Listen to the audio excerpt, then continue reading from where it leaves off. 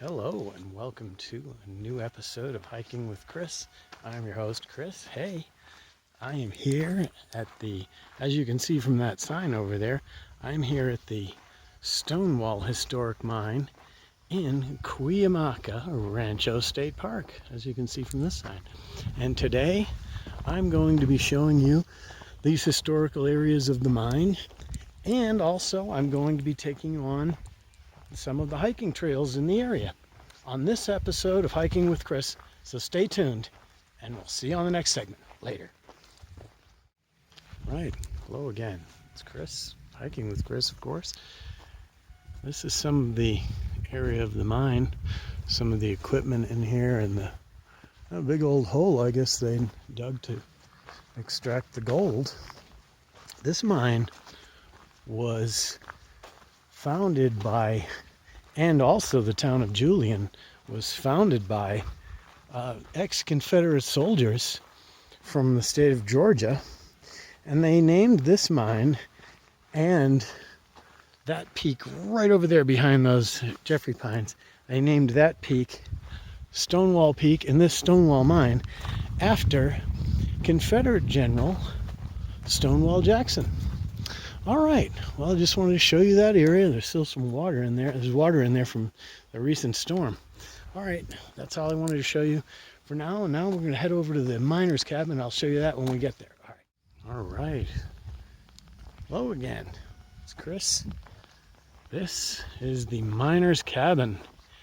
I'm not too sure whether this is a restoration or historical reproduction of what these cabins used to look like. It's probably a historical reproduction of what the cabins looked like back then, because I mean it looks like it's all pretty new material. Oh, it's locked today. Oh well. Usually it's open and there's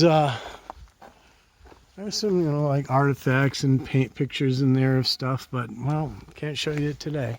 Well, that's it for this segment of the miner's cabin. I will see you on the next one when I show you a bit of the hiking trails. All right, later.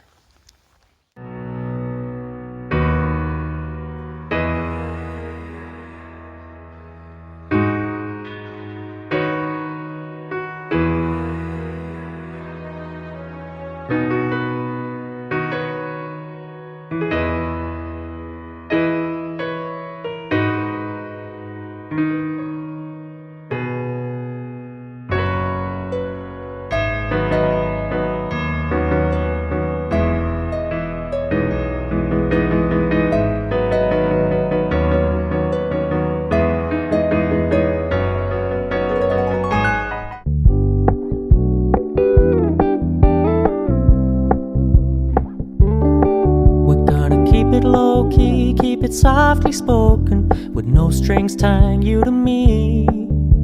I'm happy in your company with no emotion, 'cause my love deserves to be free.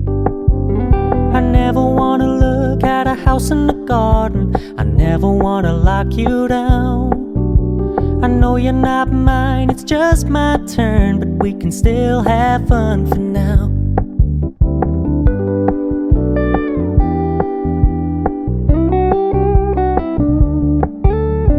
Told me you don't really do. Again, welcome back to Hiking with Chris. Hey, I'm going through this forest or woodland, I guess, depending on who you would ask, or maybe what part of this area of the mine section of the park you'd ask, whether it's forest or woodland. But we can see that out here there's certainly a lot of water.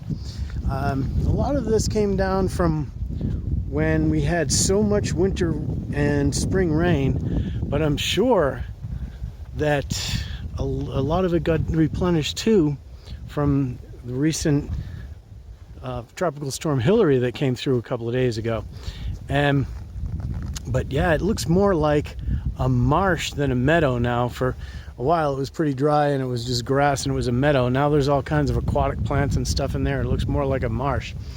But I just wanted to show you that for now. That'll do it for this segment, and I'll see you on the next one. All right, later.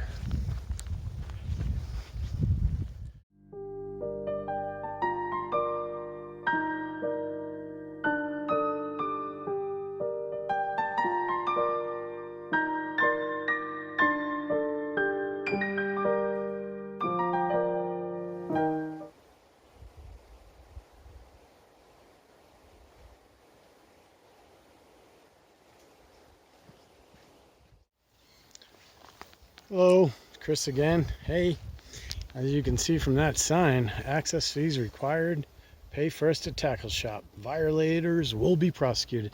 And I did not do that, so I'm not going over there. But that is where most of the lake is.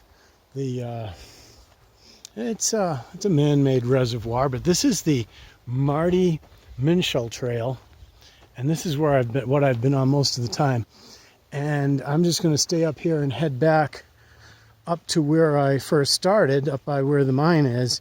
And there's some other areas up, picnic areas up there and things like that I'll show you when I get there. But this side of the slope of the peak that the mine is on is probably the most densely forested over here. And it's got an overstory of Jeffrey pine with an understory of California black oak. And then there's a lot of other stuff like manzanitas right here, and some choke cherry and some elderberry. I don't think this trail goes anywhere, but like I said, this is the most thickly forested area because it's closest to the actual lake.